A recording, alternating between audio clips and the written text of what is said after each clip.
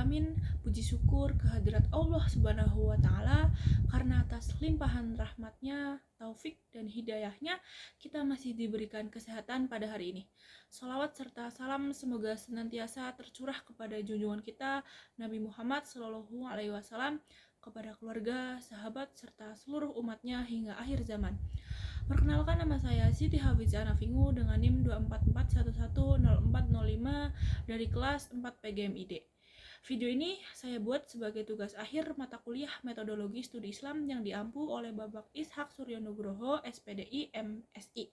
Pada video ini saya akan membahas 3 materi, yaitu pengertian metodologi studi Islam, 5 fondasi utama dalam Islam, serta alasan mengapa manusia harus percaya kepada Tuhan berdasarkan dalil nakli dan dalil akli. Baik, pada bagian pertama saya akan menjelaskan mengenai pengertian metodologi studi Islam.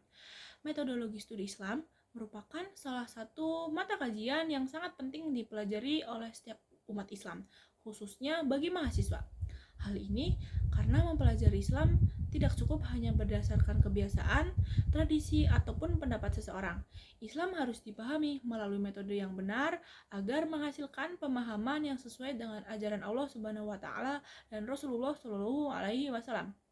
Sebelum memahami pengertiannya secara utuh, kita perlu mengetahui terlebih dahulu arti dari setiap kata yang membentuk istilah tersebut, yaitu metodologi, studi, dan Islam. Pertama, metodologi. Secara bahasa, kata metodologi berasal dari bahasa Yunani, yaitu metodos dan logos. Kata metodos berarti jalan, cara, atau langkah-langkah yang ditempuh untuk mencapai suatu tujuan. Sedangkan logos berarti ilmu atau pengetahuan. Dengan demikian, metodologi dapat diartikan sebagai ilmu yang mempelajari cara atau metode yang digunakan untuk memperoleh suatu pengetahuan secara sistematis. Metodologi berbeda dengan metode. Metode merupakan cara atau langkah yang digunakan dalam melakukan suatu kegiatan.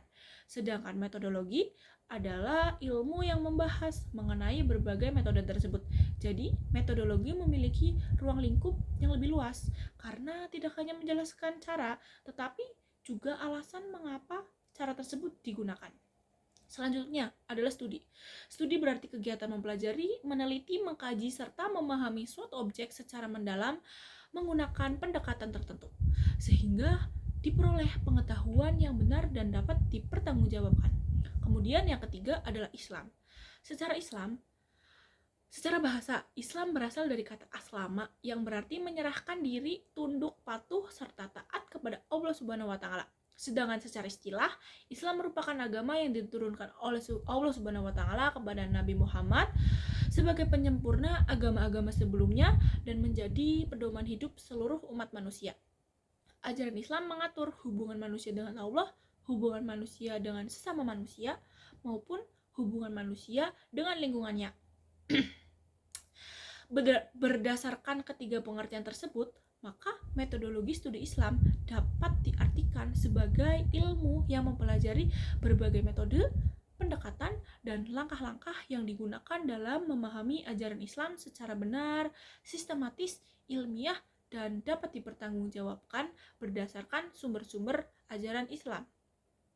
Sumber utama dalam mempelajari Islam adalah Al-Quran dan hadis.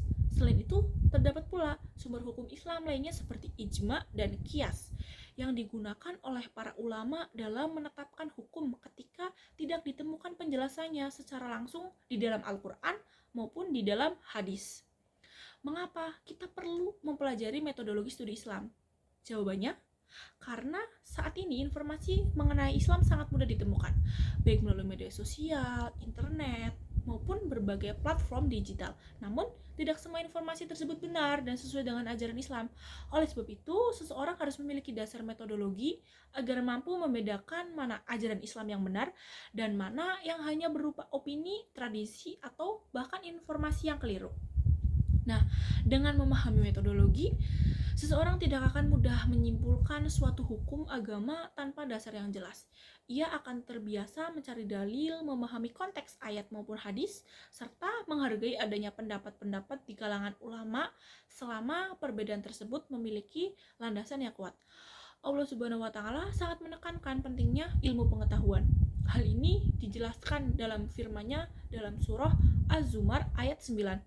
Artinya, katakanlah, apakah semua orang-orang yang mengetahui dengan orang-orang yang tidak mengetahui?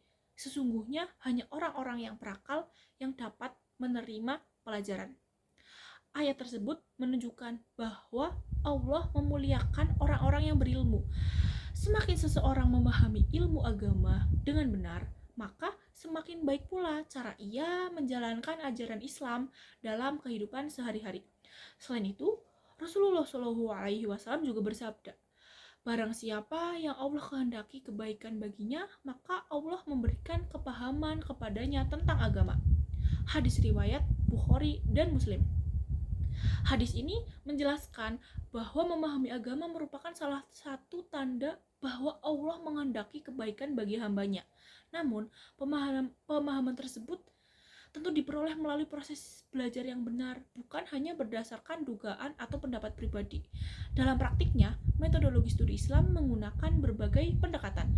Misalnya, pendekatan normatif yang berlandaskan Al-Quran dan hadis, pendekatan historis yang mengkaji sejarah perkembangan Islam, pendekatan sosiologis yang melihat hubungan Islam dengan kehidupan masyarakat, serta pendekatan filosofis yang mengajak manusia berpikir secara rasional mengenai nilai-nilai Islam. Berbagai pendekatan tersebut saling melengkapi, sehingga pemahaman terhadap Islam menjadi lebih utuh. Sebagai contoh, ketika kita ingin memahami kewajiban sholat, kita tidak hanya mengetahui bahwa sholat itu wajib, kita juga mempelajari dalil Al-Quran dan hadisnya, mengetahui sebab diwajibkannya sholat, memahami tata cara pelaksanaannya, hikmah di balik pelaksanaannya, hingga bagaimana para ulama menjelaskan hukum-hukum yang berkaitan dengan sholat. Semua proses tersebut merupakan bagian dari metodologi studi Islam.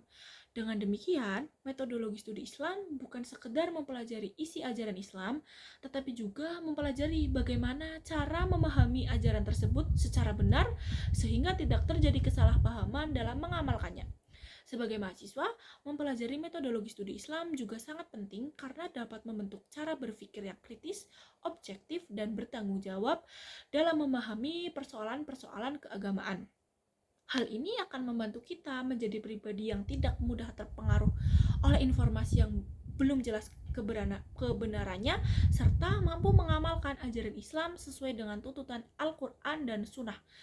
Sebagai penutup pada pembahasan pertama ini, dapat disimpulkan bahwa metodologi studi Islam adalah ilmu yang mempelajari cara atau metode untuk memahami ajaran Islam secara sistematis berdasarkan Al-Quran, hadis, ijma, dan qiyas, sehingga menghasilkan pemahaman yang benar serta dapat diterapkan dalam kehidupan sehari-hari.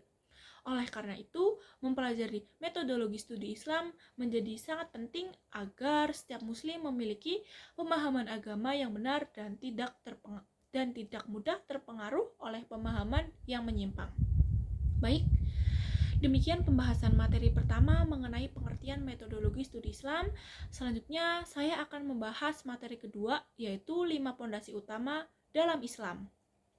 Oke, pada pembahasan kedua, saya akan menjelaskan mengenai 5 pondasi utama dalam Islam atau yang lebih dikenal dengan rukun Islam, serta menjelaskan apakah seseorang muslim dapat disebut sebagai seorang muslim apabila salah satu dari pondasi tersebut tidak terpenuhi.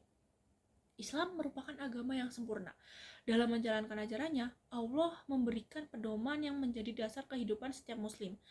Dasar tersebut dikenal dengan istilah rukun Islam. Rukun Islam adalah 5 amalan pokok yang wajib diyakini dan dilaksanakan oleh setiap muslim sesuai dengan ketentuan syariat. Dasar mengenai 5 rukun Islam dijelaskan dalam hadis Rasulullah SAW yang diriwayatkan oleh Imam Bukhari dan Imam Muslim. Rasulullah SAW bersabda, Islam dibangun atas 5 perkara, yaitu bersaksi bahwa tidak ada Tuhan selain Allah dan Muhammad adalah utusan Allah, mendirikan sholat, menunaikan zakat, berpuasa dan pada bulan Ramadan, dan menunaikan ibadah haji bagi yang mampu. Hadis riwayat Bukhari nomor 8 dan Muslim nomor 16. Hadis tersebut menunjukkan bahwa kelima rukun Islam merupakan pondasi utama dalam kehidupan seorang muslim. Apabila pondasinya kuat, maka kehidupan keislamannya juga akan menjadi kuat. Pertama, syahadat. Rukun Islam yang pertama adalah mengucapkan 2 kalimat syahadat. Bunyi syahadat adalah asyhadu alla ilaha illallah wa asyhadu anna Muhammadar Rasulullah. Artinya, Aku bersaksi bahwa tidak ada Tuhan selain Allah, dan aku bersaksi bahwa Nabi Muhammad adalah utusan Allah.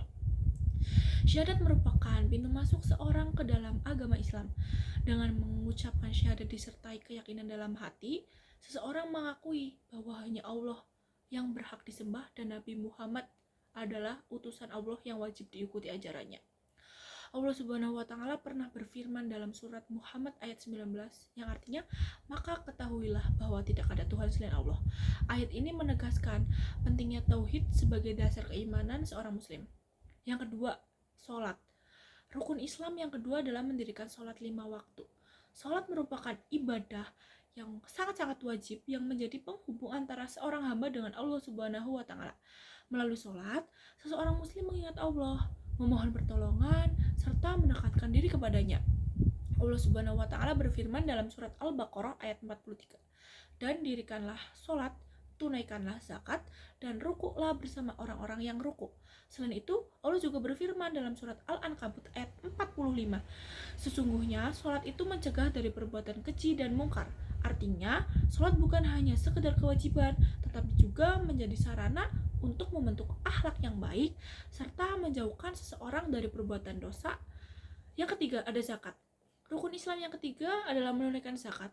Zakat merupakan kewajiban mengeluarkan sebagian harta yang telah memenuhi syarat tertentu untuk diberikan kepada orang-orang yang berhak menerimanya.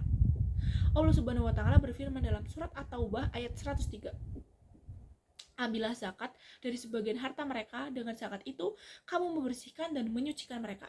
Melalui zakat, Islam mengajarkan kepedulian sosial, membantu fakir miskin, mengurangi kesenjangan ekonomi, serta membersihkan harta dan jiwa orang yang mengeluarkannya. Kemudian yang keempat adalah puasa. Puasa Ramadan merupakan ibadah yang wajib dilaksanakan selama 1 bulan penuh pada bulan Ramadan bagi setiap muslim yang telah memenuhi syarat. Allah Subhanahu wa taala berfirman dalam surat Al-Baqarah ayat 183. Wahai orang-orang yang beriman, diwajibkan atas kamu berpuasa sebagaimana diwajibkan atas orang-orang sebelum kamu agar kamu bertakwa. Melalui puasa, seseorang muslim belajar mengendalikan hawa nafsu, melatih kesabaran, meningkatkan rasa syukur, serta menumbuhkan kepedulian terhadap sesama. Kemudian, yang kelima adalah haji. Rukun Islam yang kelima adalah melaksanakan ibadah haji bagi orang yang mampu. Haji wajib dilakukan sekali seumur hidup bagi setiap muslim yang memiliki kemampuan fisik, mental, serta biaya. Allah Subhanahu wa taala berfirman dalam surat Ali Imran ayat 97 yang artinya, mengerjakan haji adalah kewajiban manusia terhadap Allah, yaitu bagi orang yang mampu mengadakan perjalanan ke Baitullah. Ayat tersebut menjelaskan bahwa kewajiban haji hanya berlaku bagi mereka yang benar-benar mampu. Oleh karena itu, orang yang belum mampu tidak berdosa apabila belum melaksanakan ibadah haji. Apakah seseorang muslim disebut muslim apabila salah satu pondasi tersebut tidak terpenuhi? Pernyataan ini sering muncul di tengah-tengah masyarakat, sehingga perlu dipahami dengan benar. Jawabannya adalah perlu dibedakan antara tidak melaksanakan karena mengingkari kewajibannya dengan tidak melaksanakan karena lalai atau belum mampu. Jika seseorang tidak mengucapkan atau tidak meyakini syahadat, maka ia tidak dapat disebut sebagai seorang muslim. Hal ini karena syahadat merupakan dasar keimanan dan pintu masuk ke dalam agama Islam. Namun, apabila seseorang telah bersyahadat tetapi belum melaksanakan sholat, zakat, puasa atau haji karena malas, lalai, atau memiliki keterbatasan tertentu, maka menurut jumhur atau mayoritas ulama, ia masih berstatus sebagai muslim tetapi melakukan dosa sangat besar karena meninggalkan kewajiban yang telah diperintahkan oleh Allah Subhanahu wa taala. Berbeda halnya apabila seorang menolak kewajiban sholat, zakat, puasa, atau haji dengan meyakini bahwa ibadah tersebut bukan perintah Allah. Padahal telah jelas dalilnya dalam Al-Quran dan hadis. Sikap seperti ini dapat membatalkan keimanannya karena termasuk mengingkari ajaran yang sudah pasti dalam Islam. Khusus mengenai haji, Islam memberikan keringanan. Jika seseorang belum memiliki kemampuan secara ekonomi, kesehatan, ataupun keamanan perjalanan, maka ia tidak berdosa karena memang Allah hanya mewajibkan haji bagi orang yang mampu. Dari penjelasan tersebut dapat dipahami bahwa kelima rukun Islam saling berkaitan dan menjadi pondasi kehidupan seorang muslim. Oleh karena itu, setiap muslim hendaknya berusaha melaksanakan seluruh rukun Islam sesuai dengan kemampuan yang dimiliki agar keimanannya semakin kuat dan sempurna. Sebagai kesimpulan, rukun Islam terdiri dari 5 perkara, yaitu syahadat, sholat, zakat, puasa, dan haji bagi yang mampu. Kelima rukun tersebut merupakan dasar utama dalam kehidupan seorang muslim. Syahadat menjadi pintu masuk ke dalam Islam, sedangkan 4 rukun lainnya menjadi bukti ketaatan kepada Allah Subhanahu wa Ta'ala. Seseorang muslim hendaknya berusaha melaksanakan seluruh rukun Islam dengan penuh keikhlasan sebagai bentuk penghambaan kepada Allah Subhanahu wa Ta'ala. Demikian pembahasan materi kedua mengenai 5 pondasi Islam. Selanjutnya, saya akan membahas materi ketiga, yaitu alasan mengapa manusia harus percaya kepada Tuhan berdasarkan dalil akli dan dalil nakli. Oke, pada pembahasan terakhir, saya akan menjelaskan mengenai alasan mengapa seseorang harus percaya kepada Tuhan dengan menggunakan dalil nakli dan dalil akli. Sebelum membahas lebih jauh, terlebih dahulu kita perlu memahami pengertian dari kedua istilah tersebut.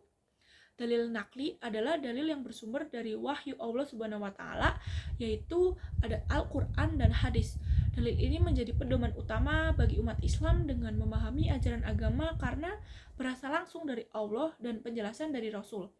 Sedangkan dalil akli adalah dalil yang menggunakan akal, logika, dan pemikiran manusia untuk membuktikan suatu kebenaran. Dalam Islam, penggunaan akal sangat dianjurkan selama tidak bertentangan dengan Al-Quran dan Sunnah. Bahkan, di dalam Al-Quran terdapat banyak ayat yang mengajak manusia untuk berpikir, memperhatikan alam semesta, serta mengambil pelajaran dari ciptaan Allah Subhanahu wa Ta'ala. Alasan percaya kepada Tuhan berdasarkan dalil nakli. Alasan pertama, mengapa seseorang harus percaya kepada Tuhan adalah karena Allah sendiri telah menjelaskan keberadaannya melalui Al-Quran. Allah Subhanahu wa Ta'ala berfirman dalam surat Al-Ikhlas ayat 1-4 yang artinya, katakanlah Dia Allah yang Maha Esa. Allah adalah Tuhan yang bergantung kepadanya segala sesuatu. Dia tidak beranak dan tidak pula diperanakan, dan tidak ada sesuatu pun yang setara dengannya. Surah ini menjelaskan bahwa Allah adalah Tuhan yang Maha Esa, tidak memiliki sekutu, tidak memiliki orang tua maupun anak, serta tidak ada satupun makhluk yang dapat menyamainya. Oleh karena itu, hanya Allah yang berhak disembah. Kemudian Allah Subhanahu wa Ta'ala juga berfirman dalam Quran, surat Az-Zariyat ayat 56, dan aku tidak menciptakan jin dan manusia melainkan supaya mereka beribadah kepadaku. Ayat ini menunjukkan bahwa tujuan utama penciptaan manusia adalah untuk beribadah kepada Allah Subhanahu wa Ta'ala. Apabila manusia tidak mengenal dan tidak percaya kepada Tuhan, maka tujuan hidupnya tidak akan tercapai. Selain itu, Allah juga mengajak manusia untuk memperhatikan ciptaannya. Hal tersebut terdapat dalam surat Ali Imran ayat 190-191 yang artinya, sesungguhnya dalam penciptaan langit dan bumi serta pergantian malam dan siang terdapat tenda-tenda bagi orang-orang yang berakal. Ayat ini menjelaskan bahwa alam semesta merupakan bukti nyata adanya kekuasaan Allah Subhanahu wa Ta'ala. Orang yang menggunakan akalnya dengan baik akan menyadari bahwa semua ciptaan tersebut tidak mungkin terjadi dengan sendirinya. Selain itu, Al-Quran, Rasulullah SAW juga mengajarkan pentingnya keimanan kepada Allah. Dalam hadis Jibril yang diriwayatkan oleh Imam Muslim, Rasulullah SAW menjelaskan bahwa rukun iman yang pertama adalah beriman kepada Allah Subhanahu wa Ta'ala. Hal ini menunjukkan bahwa kepercayaan kepada Allah menjadi dasar dari seluruh keimanan seorang muslim. Tanpa adanya keimanan kepada Allah, maka ibadah dan amal soleh tidak memiliki landasan yang kuat. Kemudian, alasan percaya kepada dalil akli. Selain kepada wahyu, berdasarkan Tuhan juga dapat dipahami melalui akal sehat. Manusia hidup di alam semesta yang sangat teratur. Matahari terbit dari timur dan terbenam di barat setiap hari. Bulan mengelilingi bumi dengan keteraturan yang luar biasa. Pergantian siang dan malam terjadi tanpa pernah terlambat. Begitu pula dengan pergantian musim, peredaran planet, hingga keseimbangan alam yang semuanya berjalan sesuai ketentuan. Jika kita berpikir secara logika, apakah mungkin keteraturan sebesar ini terjadi tanpa adanya yang mengatur? Tentu jawabannya adalah tidak. Sebagai contoh sederhananya, apabila kita melihat sebuah rumah yang berdiri kokoh, kita pasti yakin bahwa rumah tersebut dibangun oleh tukang atau arsitek. Tidak mungkin rumah itu muncul dengan sendirinya. Begitu pula ketika kita melihat sebuah telepon genggam. Apakah kita mengetahui bahwa benda tersebut dibuat oleh para ahli dan melalui proses yang sangat panjang. Tidak mungkin telepon genggam itu tercipta secara kebetulan. Jika benda-benda sederhana saja memiliki pembuat, maka alam semesta yang jauh lebih besar, lebih rumit dan lebih sempurna tentu memiliki pencipta. Pencipta itulah yang dalam Islam disebut sebagai Allah Subhanahu wa taala. Contoh lainnya adalah tubuh manusia. Tubuh manusia terdiri atas jutaan sel yang bekerja secara teratur. Jantung berdetak tanpa kita perintah, paru-paru bekerja setiap saat, mata dapat melihat, telinga dapat mendengar, dan otak mampu mengatur seluruh aktivitas tubuh. Semua sistem tersebut bekerja secara harmonis. Keteraturan yang begitu sempurna menunjukkan bahwa ada zat yang maha mengatur dan maha menciptakan, yaitu Allah Subhanahu wa taala. Selain itu, manusia juga memiliki fitrah untuk mencari Tuhan. Ketika berada dalam keadaan sulit atau terkena musibah atau menghadapi bahaya, kebanyakan manusia secara spontan akan berdoa dan memohon pertolongan kepada Tuhan. Hal ini menunjukkan bahwa dalam diri manusia terdapat kecenderungan alami untuk mengakui adanya kekuasaan yang lebih tinggi daripada dirinya. Percaya kepada Tuhan juga memberikan makna dan tujuan hidup. Orang yang beriman akan menyadari bahwa kehidupan di dunia hanyalah sementara dan setiap perbuatan akan dimintai pertanggungjawaban di akhirat. Keyakinan ini mendorong manusia untuk selalu berbuat baik, berlaku jujur, menolong sesama, serta menjauhi perbuatan yang dilarang oleh Allah. Sebaliknya, apabila seseorang tidak memiliki keyakinan kepada Tuhan, maka ia akan lebih mudah kehilangan arah hidup. Dia tidak memiliki pedoman yang jelas mengenai tujuan hidupnya, serta sulit membedakan mana yang benar, mana yang salah, berdasarkan nilai-nilai agama. Oleh karena itu, baik melalui dalil nakli maupun dalil akli, kita dapat memahami bahwa percaya kepada Allah Subhanahu wa taala merupakan suatu keharusan bagi setiap manusia. Nah, setelah kita membahas ketiga materi tersebut, dapat disimpulkan bahwa metodologi studi Islam merupakan ilmu yang mempelajari cara atau metode untuk memahami ajaran Islam secara benar berdasarkan Al-Quran, hadis, ijma, dan qiyas. Selanjutnya, Islam dibangun di atas 5 pondasi, yaitu syahadat, sholat, zakat, puasa, haji. Bagi yang mampu, kelima rukun tersebut menjadi dasar dalam kehidupan seorang muslim dan harus dilaksanakan sebagai bentuk ketaatan kepada Allah Subhanahu wa taala sesuai dengan kemampuan masing-masing. Kemudian, kepercayaan kepada Tuhan dapat dibuktikan melalui dalil nakli, yaitu Al-Quran dan hadis, serta dalil akli, yaitu melalui akal sehat dan pengamatan terhadap alam semesta. Keduanya menunjukkan bahwa Allah Subhanahu wa taala adalah Tuhan yang Maha Esa, pencipta seluruh alam semesta, dan hanya kepadanya manusia beribadah. Melalui pembelajaran metodologi studi Islam, diharapkan kita tidak hanya memahami ajaran Islam secara teori, tetapi juga mengamalkannya dalam kehidupan sehari-hari, sehingga menjadi pribadi yang beriman, berilmu, dan berakhlak mulia. Demikianlah pemaparan yang dapat saya sampaikan mengenai metodologi studi Islam, mulai dari pengertian metodologi studi Islam, 5 pondasi utama dalam Islam, hingga alasan mengapa seseorang harus percaya kepada Tuhan berdasarkan dalil nakli dan dalil akli. Saya harap materi yang telah saya sampaikan dapat menambah wawasan serta memperkuat keimanan kita kepada Allah Subhanahu wa taala. Apabila dalam penyampaian ini terdapat kekurangan atau kesalahan, saya mohon maaf yang sebesar-besarnya karena kesempurnaan hanyalah milik Allah Subhanahu wa taala. Terima kasih kepada Bapak dosen pengampu mata kuliah metodologi studi Islam atas bimbingan dan ilmu yang telah diberikan selama perkuliahan. Akhir kata, wassalamualaikum warahmatullahi wabarakatuh.